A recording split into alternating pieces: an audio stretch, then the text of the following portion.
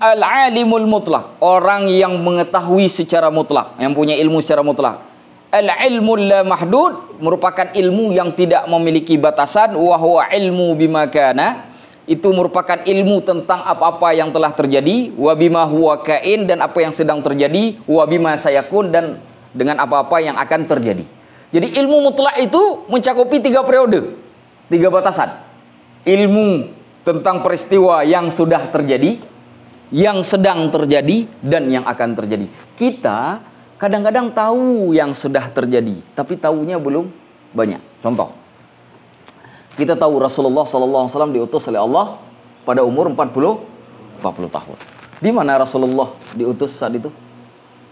Di mana posisi beliau saat itu?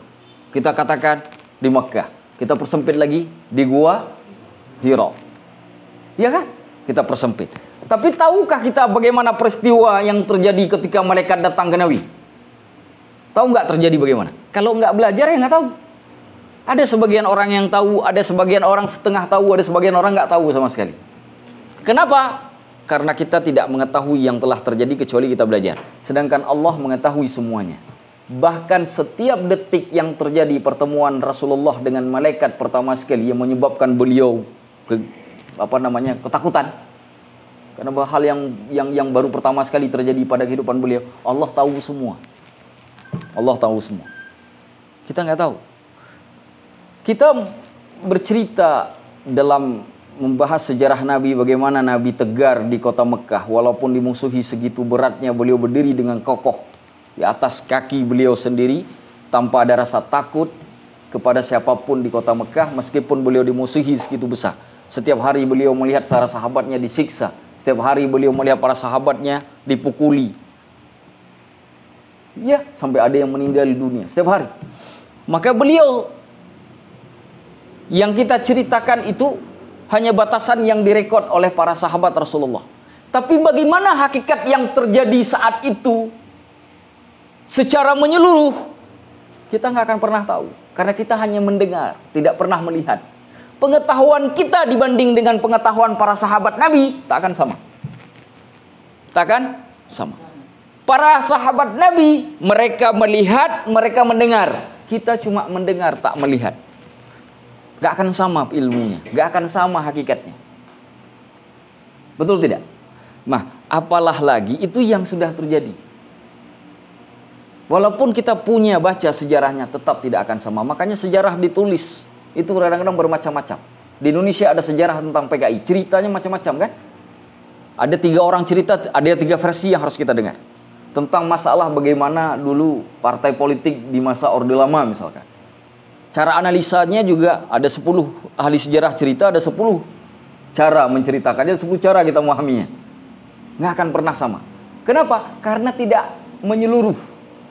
Karena yang menyeluruh itu adalah Allah, hanya Allah yang punya ilmu mutlak. Begitu juga yang sedang terjadi.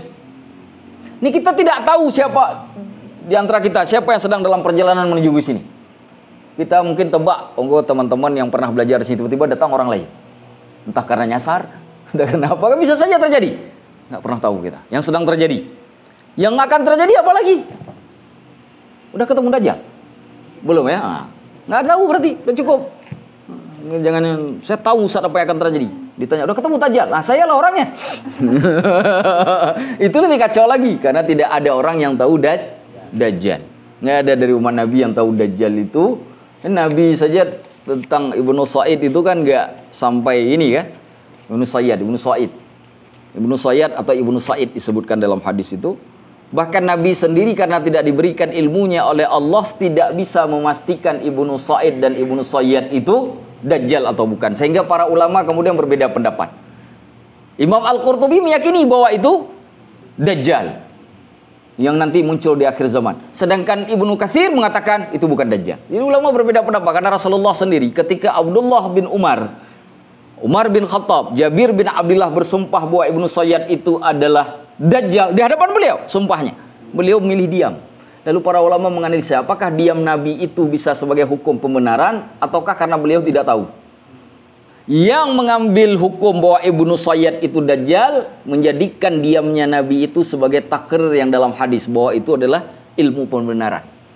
Seperti makannya kadal gurunnya oleh Khalid bin Walid. Rasulullah nggak mau makan, tapi juga tidak melarang. Diamnya Rasulullah, posisi Rasulullah menjadi hukum bahwa kadal gurun itu halal. Kita menghina kadal gurun, padahal kadal gurun halal. Kadal kita nggak halal. Ya kan? Halal, ini dalilnya. Nah, betul tidak? Nah, jadi dari sisi ini kita ingin jelaskan bahwa nggak ada yang tahu, nggak ada yang sudah, yang sekarang, yang akan terjadi, yang tahu pada ilmu mutlak kecuali Allah. Jadi ketika kita mempunyai suatu pemahaman kita nggak tahu, katakanlah Allahu a'lamu bissawab. Itu salah satu adab kita kepada Allah, dan itulah sebabnya kenapa surat Al-Kahfi turun.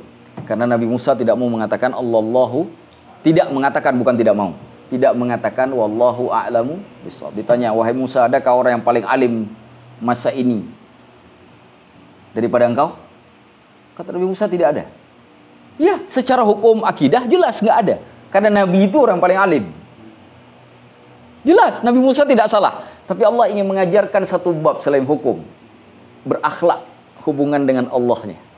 Karena ilmu yang engkau punya, wahai hambaku, bukan milikmu tapi milikku. Maka kau sandarkan ilmu itu kepadaku dengan mengatakan wallahu a'lam. Nabi Musa tidak mengatakan, makanya diutus Nabi Khidir. Nabi Khidir. Ya kan?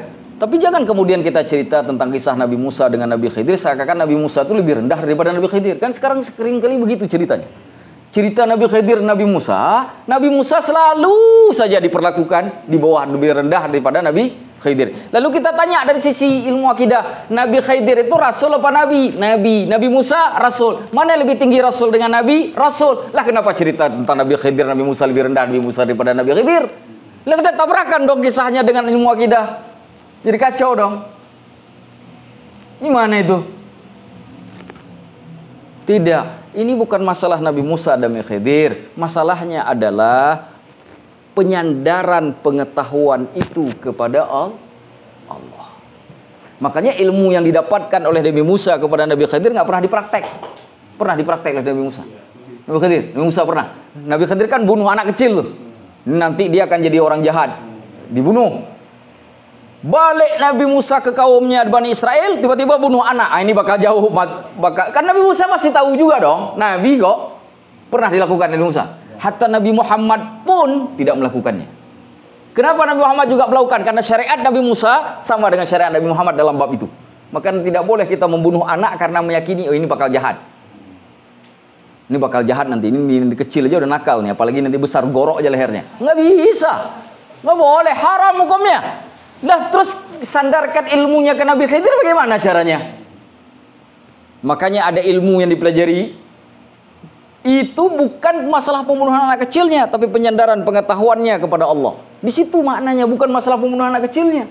Buktinya Nabi Musa setelah mendapatkan ilmu itu nggak pernah mengajarkan kepada satupun Bani Israel, juga tidak pernah dipraktekkan oleh Nabi Musa. Di saat yang sama, Nabi Muhammad sebagai Nabi terakhir dengan syariat yang paling sempurna dari semua Nabi dan Rasul, juga tidak pernah mempraktekkan itu dan tidak pernah mengajarkan umatnya mempraktekkan itu.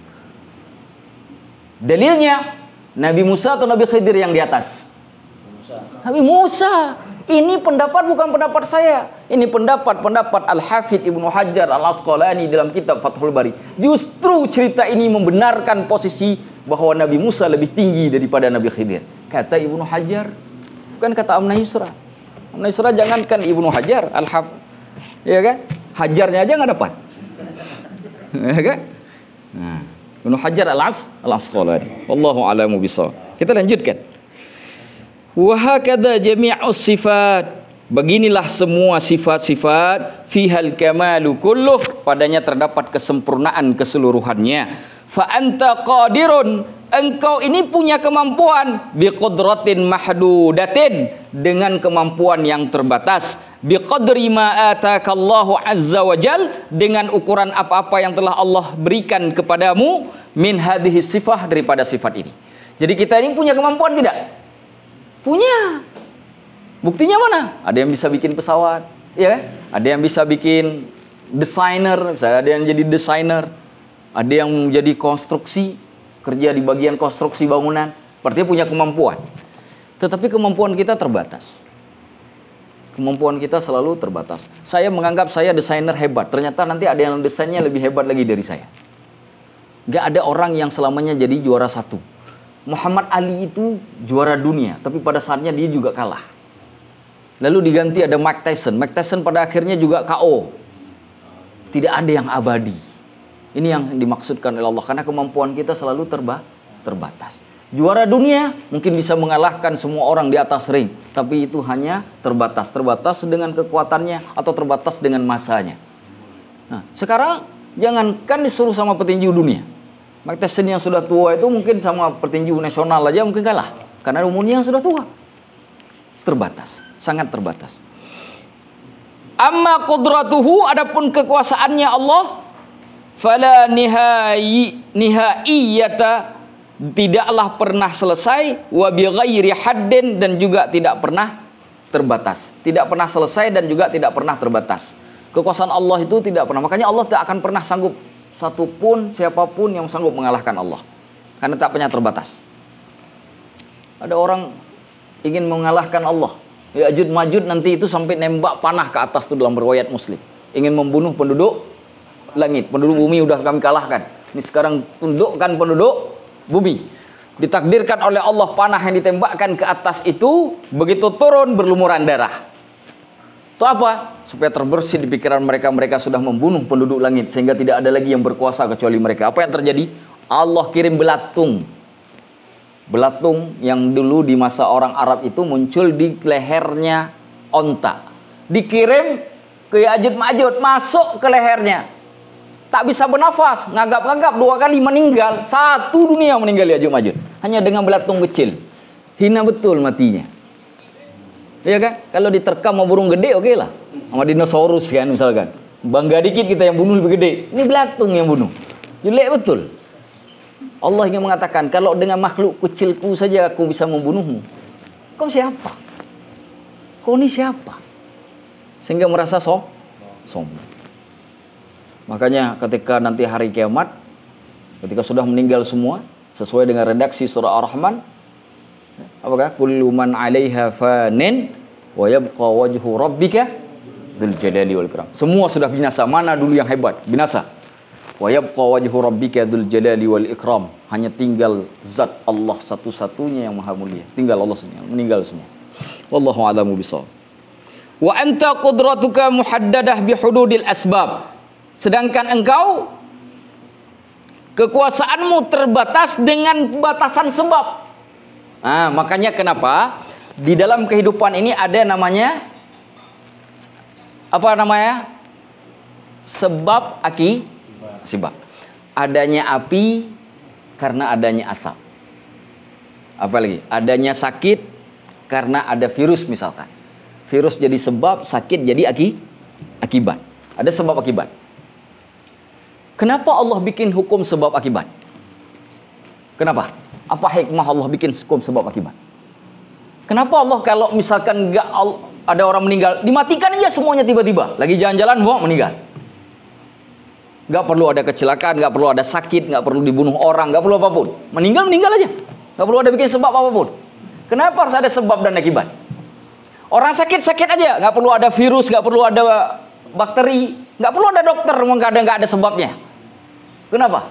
Kenapa Allah bikin sebab? Salah satu sebabnya karena Allah ingin menjelaskan kepada kita betapa lemahnya kalian. Hanya dengan kadang-kadang dengan sebab yang kecil kalian bisa berakibat buruk dengan sangat besar. COVID-19, virus segede apa?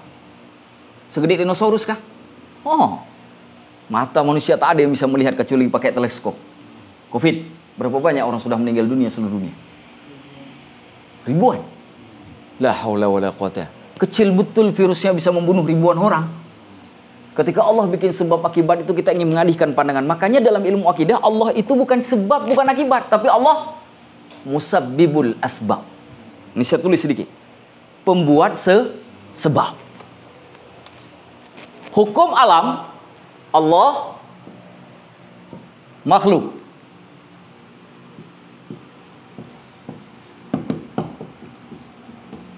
Pada makhluk itu ada 2. Ada 2. Ada sebab akibat.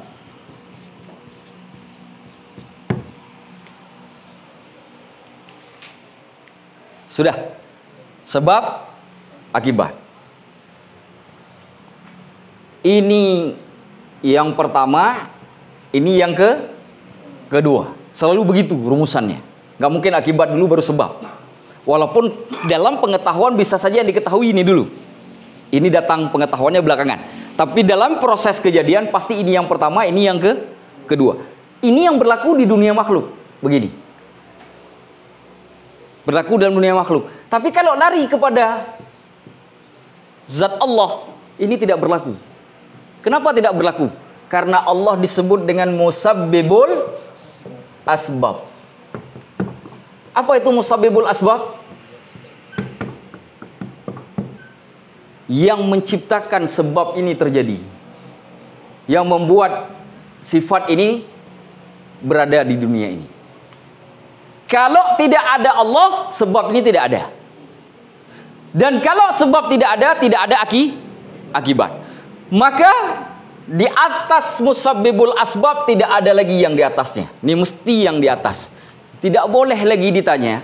Kan orang bertanya siapa yang menciptakan tuh? Tuhan. Betul kan?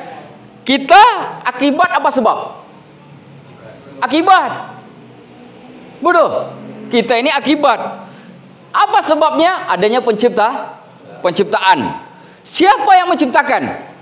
Allah. Maka karena ini urutan yang tertinggi, ini tidak boleh lagi punya sebab. Karena nanti bersifat tasalsul. Kita tanya begini. Ada sebab, ada akibat. Ada yang membuat sebab. Kita tanya lagi, siapa yang membuat sebab? Gak pernah berakhir. Makanya dalam ilmu Islam, dalam akidah, membantah ilmu modern mengatakan begini. Kalau saya tanya, kamu tuh apakah manusia ini keyakini, apakah kamu itu meyakini bahwa manusia yang ini ada manusia pertama? Dia katakan tidak ada manusia yang pertama. Kenapa? Aku ini berasal dari ibuku, ayahku. Ayahku berasal lagi dari kakekku. Kakekku berasal lagi dari ayahnya. Ayahnya ya dari kakekku berasal lagi.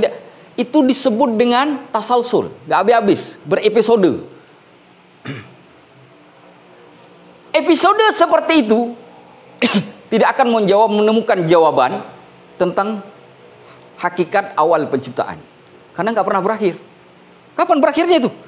Si ayah ini, anak saya ini, habis gitu. Sampai habis suara kita, habis air segalon untuk menjelaskannya, belum habis tuh ceritanya. Kenapa? Karena tasalsul. Tasalsul itu berepisode. Berurutan. Terus begitu. Gak bisa. Makanya kemudian, supaya ini berakhir, di dalam Islam mesti harus ada akhir. Akhir dari terakhir itu apa?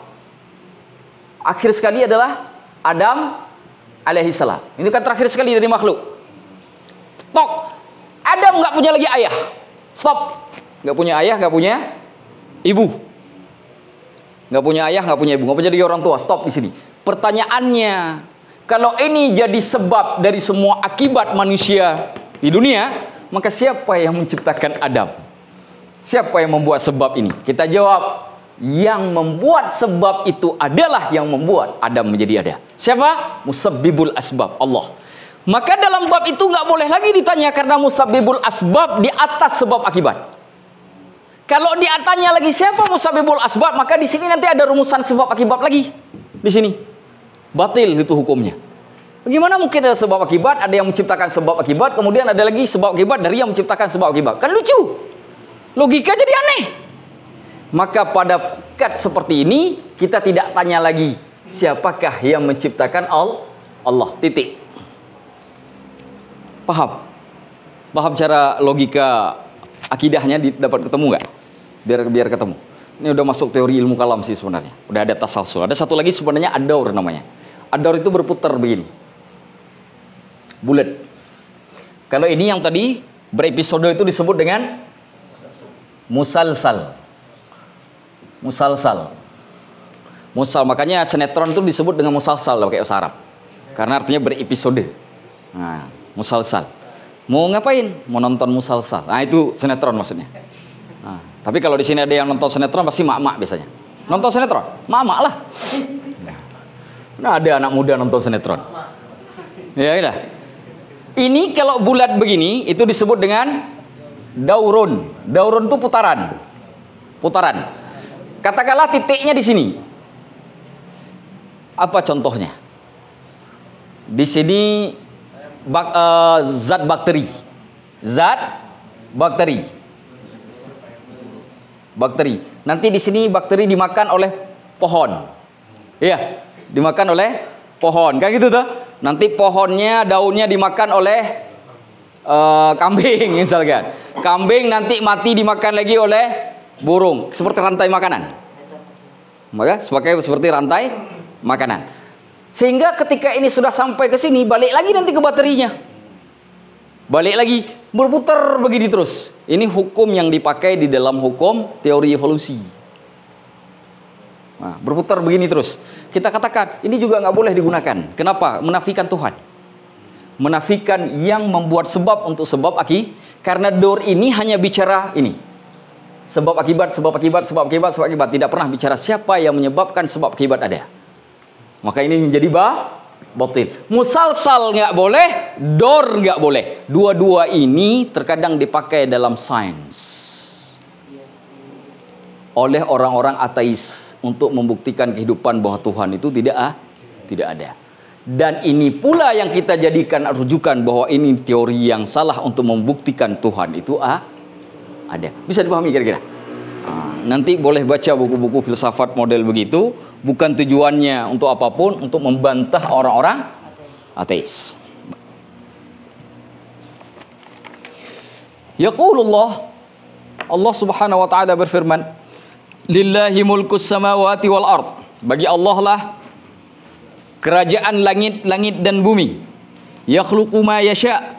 Allah menciptakan apapun yang dikehendakinya. Yahabu liman yasha. Allah memberikan kepada siapapun yang dikehendaki inathan, yaitu perempuan-perempuan. Wa yahabu liman yasha'u dzukur, dan juga memberikan kepada siapapun dikehendakinya laki-laki. Makanya ada pasangan udah pengen betul pengen punya anak laki-laki, ternyata yang lahir perempuan lagi. Udah 3 perempuan lagi. Kata istrinya, "Bang, jangan berhenti dulu. Rindu betul punya anak laki-laki ini." Buat lagi yang keempat, masih keluar perempuan. Allah yang punya kuasa. Kita cuma punya keinginan. Ketika Allah kasih, ya Allah kasih. Au yuzawwijuhum dhukrana wa inatha, atau mereka menikahi laki-laki dan wanita. Rasulullah itu kan yang menginginkan pernikahannya dengan Khadijah siapa? Nabi kah atau Khadijahnya? Khadijah menginginkan menikah dengan Nabi. Betul tidak? Semua sudah tertulis Lauhul Mahfuz. Aris tiba-tiba cari jodoh, tapi bukan Aris yang pengen dengan jodoh itu yang pengen dengan Aris. Enggak. Ini contoh, atau ini bukan contoh, kenyataan. Siapa tahu mungkin sudah ada gitu kan. Ini contoh. Maksud saya, kita nggak pernah tahu. Iya, kita tidak pernah tahu. Tiba-tiba datang utusan, Ustaz Habibi, ada janda cangkep nih di Serpong, pengen tambah lah tuh lagi nggak? Janda itu ngelirik-ngelirik Ustaz Habibi gitu. Kok Ustaz Habibinya baik banget sekarang? Contoh, kata Habibi, nggak, aku setia sama yang satu.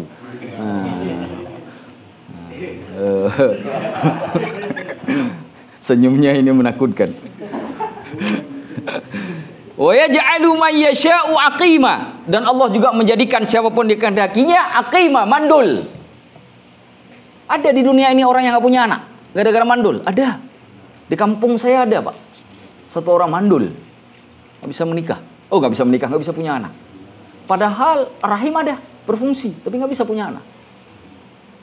Mungkin kalau ke rumah sakit yang lebih besar mungkin ada penjelasan secara saintifiknya barangkali.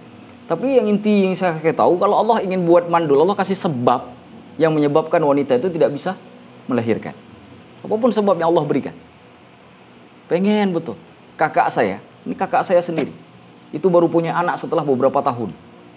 Itu berobatnya udah kemana-mana, sampai makan kurma putih, kurma kering, entah apa-apa aja udah dimakan. Demi ngebetnya pengen punya anak. Ya giliran dikasih. Ada juga yang sudah berobat udah miliaran habis duitnya, nggak punya anak juga.